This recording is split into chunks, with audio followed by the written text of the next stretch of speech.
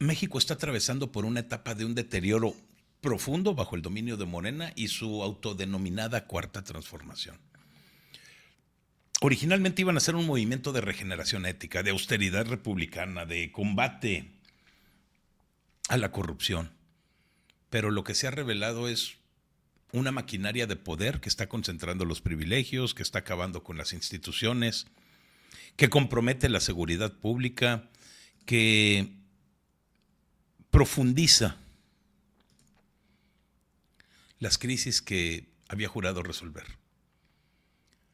Los hechos recientes no son incidentes que sean independientes, forman parte de este patrón de obscuridad, de nubarrones, de incompetencia, de autoritarismo, que confirman el fracaso de un proyecto político que no está elevando el país, sino que lo ha sumido en una espiral de retrocesos democráticos, sanitarios, de gobernabilidad. La crisis del sistema de salud pública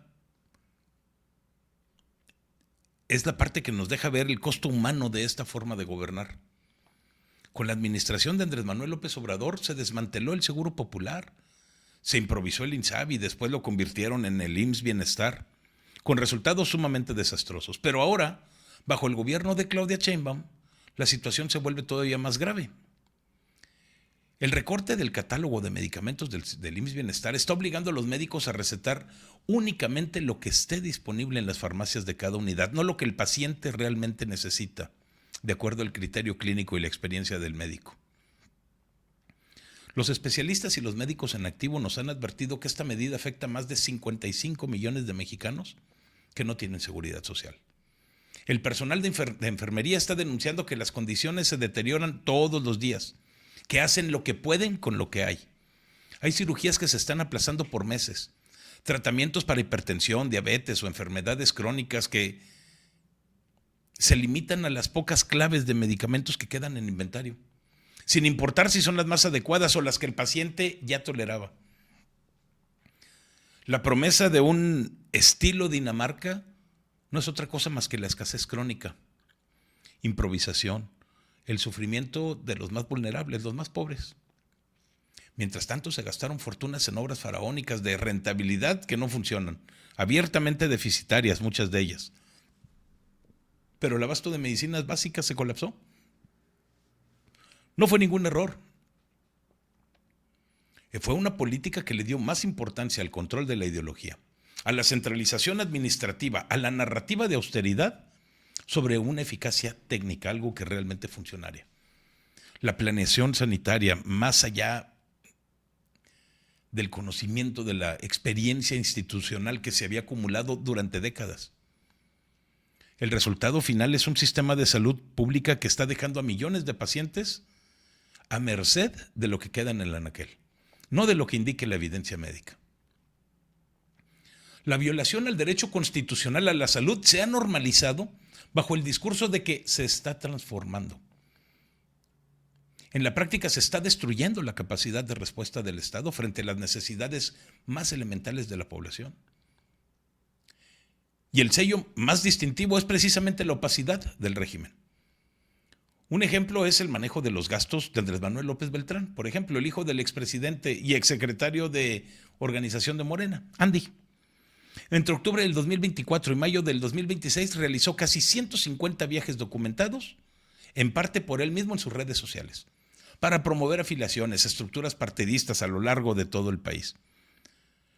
Pero el partido solamente reportó alguna pequeña fracción de ellos y sistemáticamente se ha negado a entregar comprobantes, facturas y viáticos de la mayoría de los viajes. Dicen que no tienen reportes en el sistema de fiscalización. La información que hay sobre el uso de los recursos, muchos de origen público a través del financiamiento del partido, permanece oculta. Una negativa que no es ningún descuido, es más bien una decisión política tomada, proteger a la familia del líder moral del movimiento. La misma fuerza política que antes exigía muchísima transparencia absoluta a los gobiernos anteriores, que denunciaba con mucha furia cada viaje, cada gasto de la oposición, ahora está practicando el secreto cuando se trata de sus propios viajes. La austeridad se predica para el pueblo La austeridad es para los adversarios, pero la opacidad no, esa es nada más para los herederos del poder, para los hijos del patrón. Un método que se repite en muchísimos niveles, ¿no? Porque hay declaraciones patrimoniales que están incompletas de los funcionarios de Morena. Hay contratos opacos con los funcionarios de Morena o con sus amigos. Hay una cultura institucional que dice que la rendición de cuentas es una molestia en lugar de una obligación. Y cuando el partido que está controlando el Estado se niega a explicar cómo se gastó el dinero de los mexicanos en giras políticas de un familiar del expresidente, lo que nos está diciendo es que hay ciudadanos de primera y ciudadanos de segunda, y los de primera no rinden cuentas. El desgaste de la democracia es igualmente grave, porque está documentado con mediciones internacionales independientes. La semana pasada, el Democracy Report del 2026 clasificó a México como una autocracia electoral. Desde 2024 lo ubica en el lugar número 101 del índice de democracia liberal, al mismo nivel de países que tienen debilidades institucionales muy profundas como Corea del Norte, Venezuela, Irán, la que tú quieras. El informe documenta el deterioro que se ha venido dando a partir del 2018 con la concentración de poderes en un solo partido. El debilitamiento que se ha hecho de los contrapesos que existían en el poder y la reforma judicial. Esta reforma que terminó politizando los tribunales cuando introdujo la elección popular de jueces y magistrados. México sigue celebrando elecciones, pero las condiciones de competencia equitativa, la independencia judicial, las libertades de expresión, se han deteriorado tanto que se puede medir. El gobierno obviamente está respondiendo a todas estas críticas no con las correcciones de lo que está haciendo, sino con los intentos de regular las redes sociales, con un discurso que descalifica a los opositores como si fueran enemigos del pueblo o como si fueran agentes de intereses oscuros. Cuando una encuesta en las plataformas digitales revela que más del 90% de los participantes no confía en lo dicho en las conferencias mañaneras, la respuesta nunca fue revisar el contenido de las conferencias, no fue corregir los datos falsos, ni las exageraciones. La respuesta es intentar controlar el flujo de la información. Esa es la lógica de este régimen que ya no convence por la fuerza de sus resultados. Y por eso quiere callarnos, nos quiere silenciar para deslegitimar las voces críticas. No podemos medir la democracia solamente por la celebración de los comicios. Se tiene que medir por la existencia de contrapesos reales, por la posibilidad de fiscalizar el poder, por la capacidad de la sociedad de cuestionar sin miedo a que haya represalias.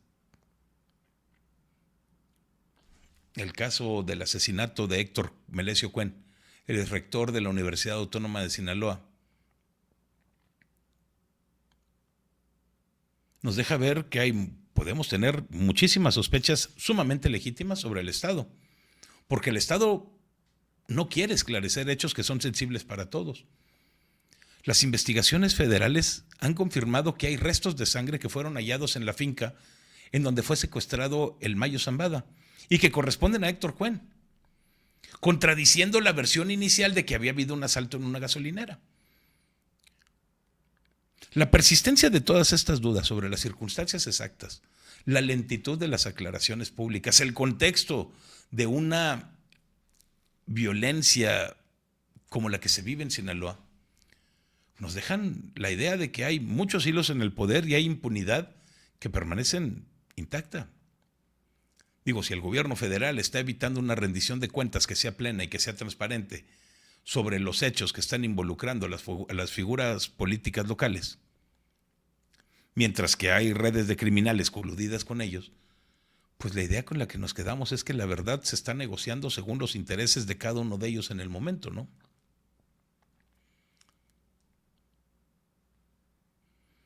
Una justicia que se aplica cuando les funciona, una opacidad en la información, son herramientas de control, no es otra cosa. El balance de 8 años de gobierno es demoledor en todos los frentes. Se canceló el nuevo aeropuerto internacional de la Ciudad de México con un costo enorme en indemnizaciones. La pérdida de la confianza de los inversionistas. Se construyeron el Tren Maya, el AIFA, la refinería Dos Bocas con sobrecostos, con retrasos, con resultados financieros mediocres o deficitarios. Se rescató Mexicana de Aviación con recursos públicos y resultados operativos muy limitados, que nos sigue costando miles de millones de pesos al año. Se han destinado otros miles de millones de pesos a una farmacia del bienestar que nunca resolvió ningún desabasto de medicamentos. Se destruyó la confianza de los inversionistas nacionales y extranjeros con todos estos cambios tan rápidos de reglas, con un discurso hostil hacia el sector privado. Se debilitó deliberadamente el Poder Judicial. La corrupción no desapareció, nada más cambió de forma, de beneficiarios, de mecanismos de protección. El autoritarismo se consolidó bajo la retórica de la legitimidad popular y del pueblo bueno. La impunidad se convirtió en la norma para los leales al proyecto. La capacidad de crecimiento futuro ya se comprometió porque no hay inversión productiva, porque se están destruyendo las instituciones técnicas. Pero lo que sí vemos en el país, lo que sí hay es que la violencia, la pobreza en sus formas más crudas, la precariedad de servicios básicos continúan. Y esos son los que llegan a tu casa todos los días. Y le están pegando más fuerte a aquellos a quienes decían defender estos hipócritas.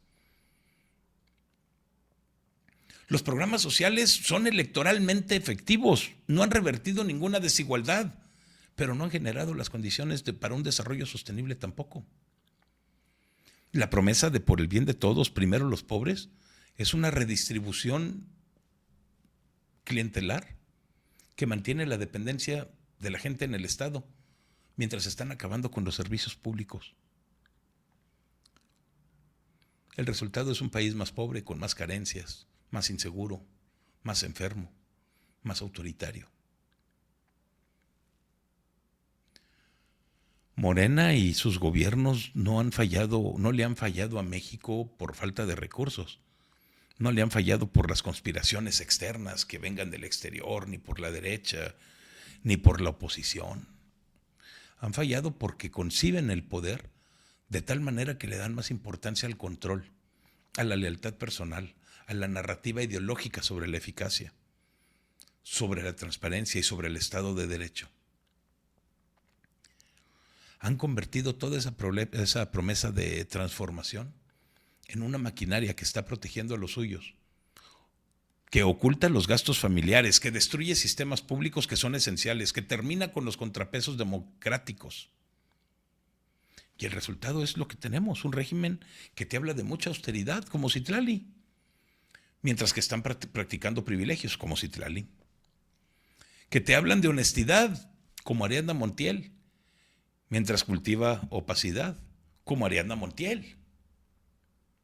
Y que invoca al pueblo mientras concentra el poder de manera cada vez más absoluta, como la narcopresidente Claudia Sheinbaum.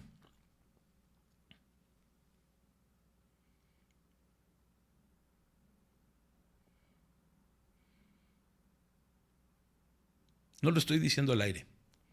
Los datos que ustedes pueden ver de salud y que pueden checar en todas las páginas libres del gobierno, los reportes de transparencia, los índices internacionales de democracia, las investigaciones periodísticas que son independientes, todas coinciden exactamente en el mismo diagnóstico.